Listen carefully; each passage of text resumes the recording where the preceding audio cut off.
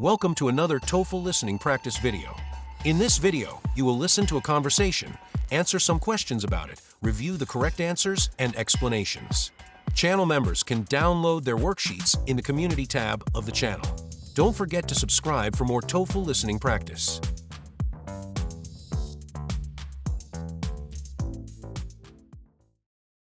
Hi, Chloe. You mentioned in your email that you wanted to talk about digital tools for studying. What's on your mind? Yes, thank you for meeting with me. I've been using a few AI platforms lately, mostly to check my writing or summarize lecture notes.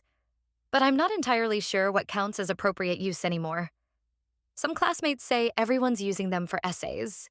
That's a really thoughtful question and one we've been discussing across campus.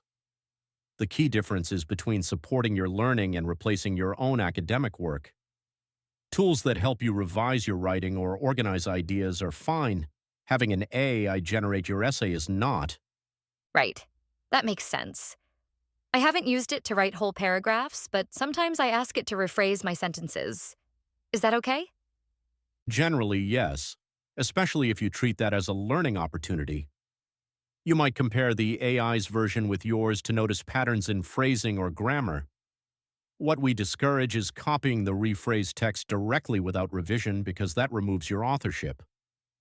I see. I guess it's tempting to just accept the suggestions because they sound so polished. But then I worry my work won't sound like me anymore. That's a really perceptive concern. One of the risks is losing your own voice. It's also easy to overlook factual errors. AI tools can sound confident even when they're inaccurate. That's why we recommend cross-checking anything they generate, especially if it's about data or theory. Yes, I noticed that once. It gave me a reference that didn't even exist when I tried to find it. Exactly. Think of AI as a conversation partner, not an authority. It's great for brainstorming or clarifying concepts, but you should still verify everything against academic sources. That helps a lot.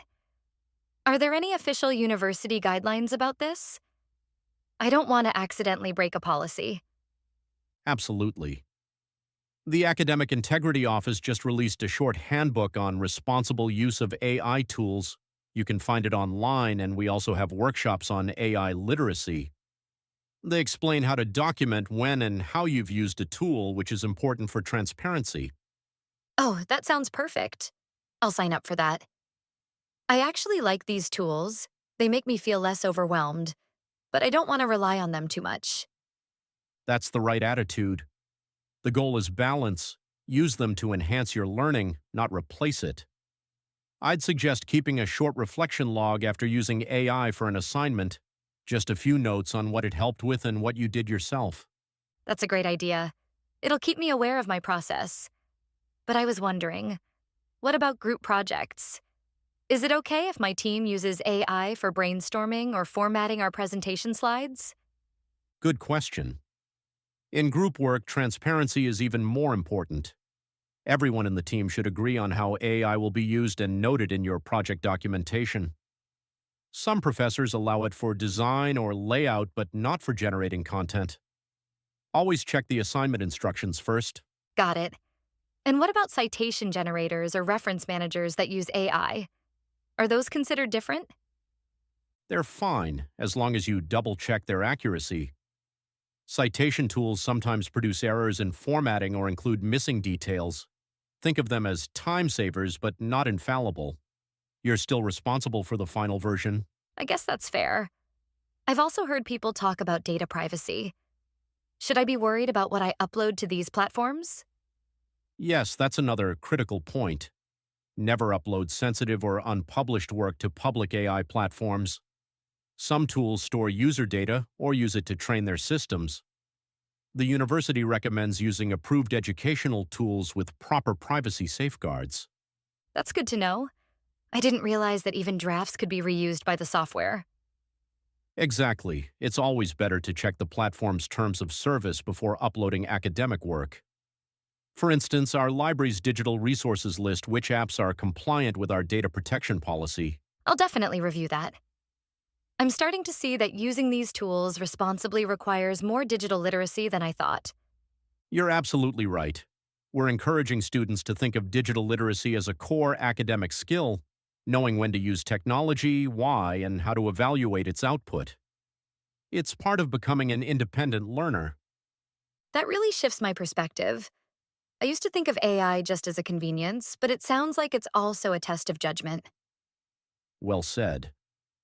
Developing discernment is one of the most valuable outcomes of higher education. It's not about avoiding technology, but about using it critically and ethically. I like that approach. One last question. Are professors being trained on this too? Because some of them seem unsure about what's acceptable. That's true, and it's evolving quickly. The university is holding faculty development sessions on AI in teaching, so instructors can set clearer expectations and design assignments that promote original thinking. That's reassuring. I feel much more informed now. I'll start attending one of those AI literacy workshops and keep a record of how I use these tools in my coursework. Excellent plan. You're taking exactly the right approach, Chloe. Curious but responsible. If you'd like, I can also connect you with our digital learning team. They can show you how to integrate AI tools into your study routines in safe, creative ways. That would be wonderful. Thank you, Dr. Rivera. I really appreciate how supportive the university is about this. It feels like we're learning how to adapt together. We are. The goal isn't to ban technology, but to help students like you use it intelligently.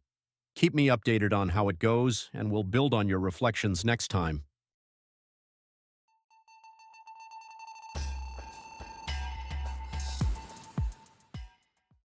One, what is the reason the student Chloe meets with Dr. Rivera?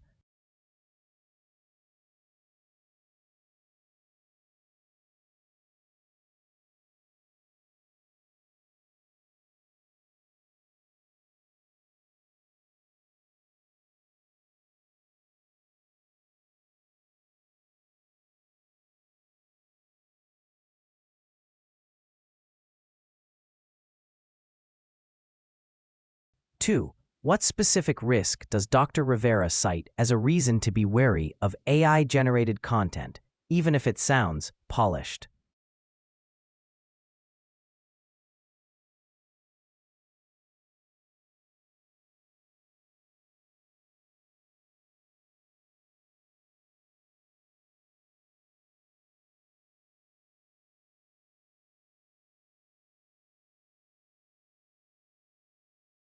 Three, when Dr. Rivera suggests that Chloe should think of AI as a conversation partner, not an authority, what is the primary implication?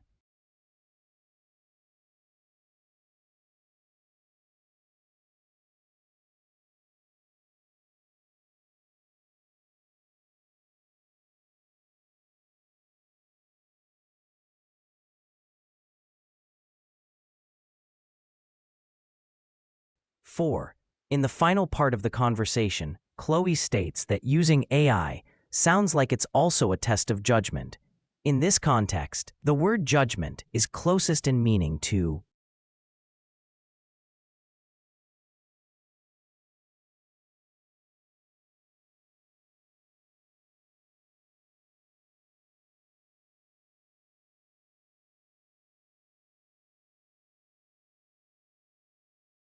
five. Which of the following points is not a stated guideline or recommendation from Dr. Rivera about the responsible use of AI?